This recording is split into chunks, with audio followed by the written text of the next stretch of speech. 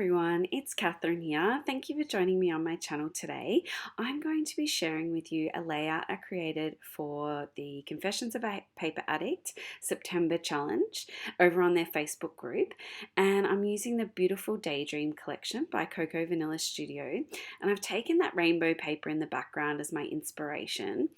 And I'm using this stitched cut file, stitched rainbow cut file from Confessions of a Paper Addict.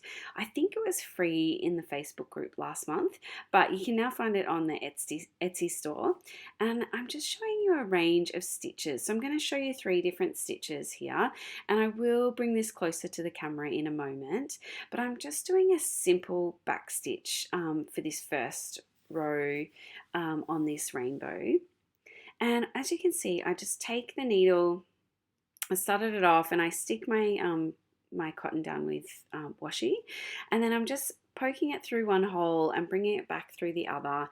It's a pretty simple stitch. I'm sure most of you have probably seen this before, but I used to do a lot of cross stitch, so I thought I'd just go through and do a couple of different stitches that I've used in the past. And I really enjoy stitching on my layouts, whether it's machine stitching or hand stitching. I really quite enjoy the look and the texture it gives. And this next one I'm going to do is a chain link stitch. So I just go ahead and start by taking one stitch, and then I move into the next hole once I find it. It's a bit difficult to film and try and stitch at the same time, but I hope I'm giving you enough of a view of what that looks like. So I've pulled it through, and then I'm just tucking that piece of DMC thread in that first stitch and then bringing it back down the same hole.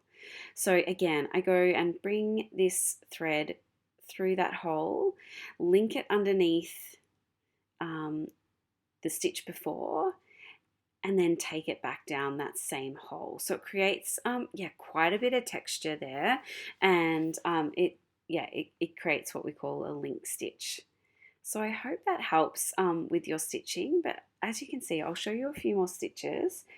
Bring it up through one hole, link it underneath the previous stitch, and then take it back down the same hole. And I'll go ahead and continue to do the rest off camera. But yeah, I just wanted to give you a good view of the type of stitching I've done on all these rainbows.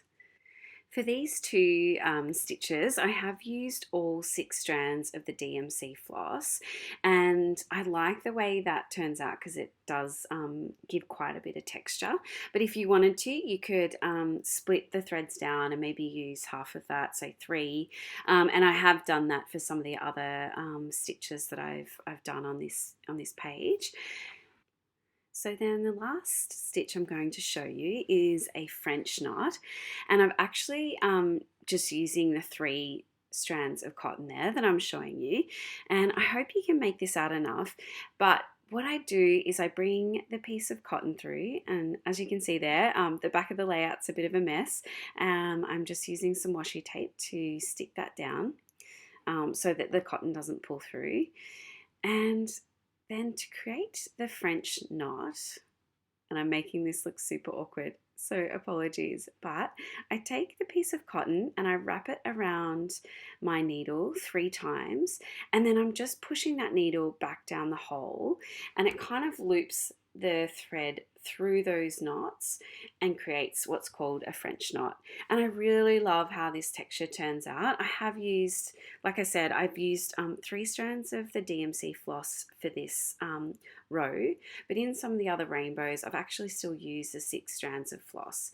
So as you can see, I've taken the needle, I'm wrapping it around 3 times and then just carefully pushing it back down the same hole that the cotton came up, and creating that French knot.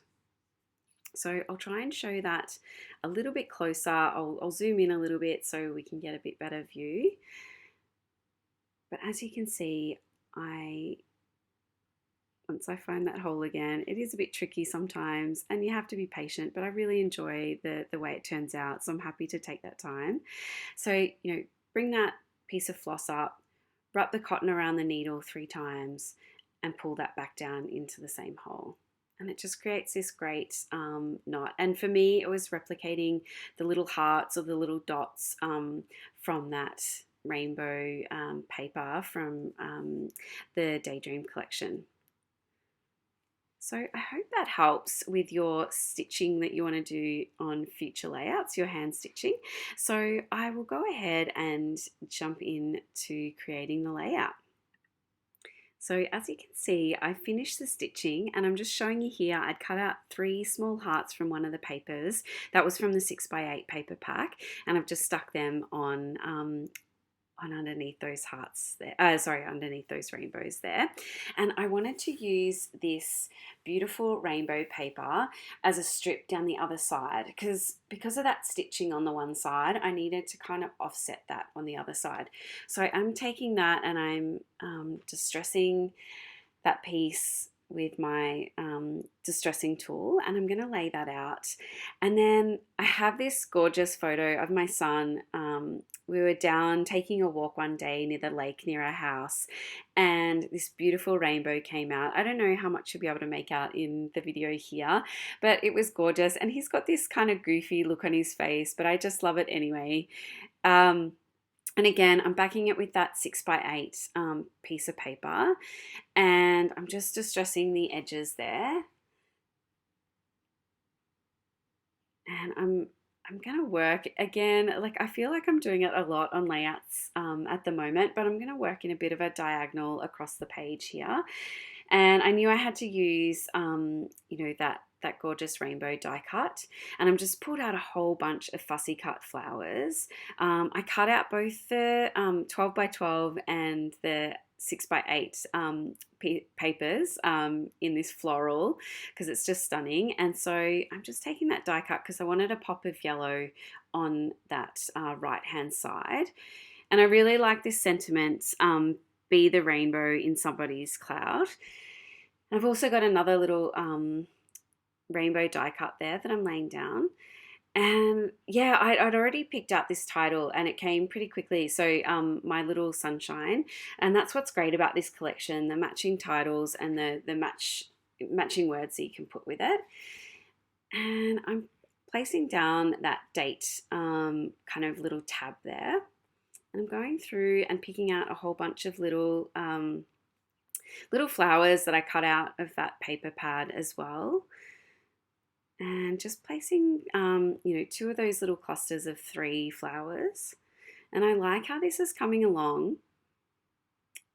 And yeah, I needed to add some butterflies. So I'd also cut out these butterflies, or fussy cut these butterflies from the 6x8 paper pack. And I'm just placing them down in the 3 different clusters. I'm trying to decide what little tab I want up there on the corner of my photo, but I do go with this rainbow. So now I've got 3 rainbow, kind of elements on my page as well. And I always do like to work in kind of 3s, but sometimes it kind of blows out and takes a different path.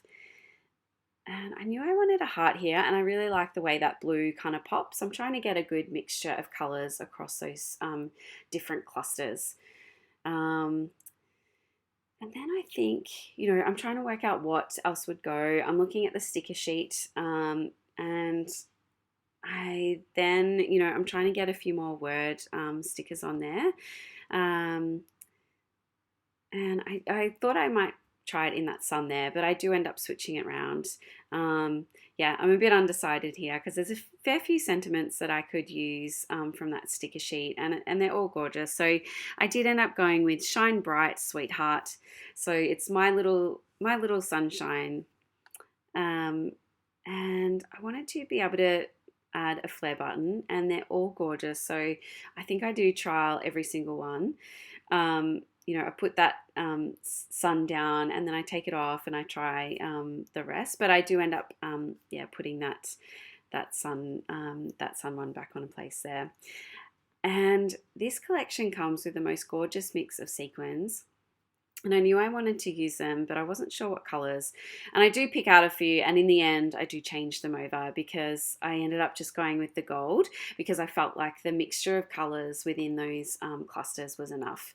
But you do see me fuss around here a little bit just to try and get some of those different colors out. but I am going to go off camera in a moment and kind of stick everything down. And I do change that side piece a little bit. I've cut it down a little bit. I've also done some machine stitching along the edge there, and added a little bit of that pink paper underneath to kind of highlight it. And as you can see, I'm just going ahead and sticking down. These are just the gold sequins from this mix, and I'm just adding 3 to those 2 different clusters there, because I do really want to create that diagonal across the page.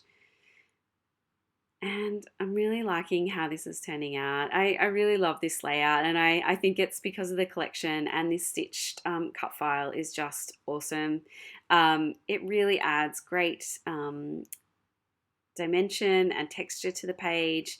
Yeah, I can't wait to do the next stitching. Although it takes a little bit of time, it really helps the layout come together. And I'm just adding a bit of gold Heidi Swapp Color Shine here to finish off my layout. So thank you for joining me today. I'll go ahead and leave you with some close-ups of the layout. And yeah, I hope you've liked this, this share and understanding how I did some of this stitching. And if you'd like to see more, please go ahead and subscribe to my channel. I hope you can start creating with some stitch cut files too. Thanks everybody. Bye.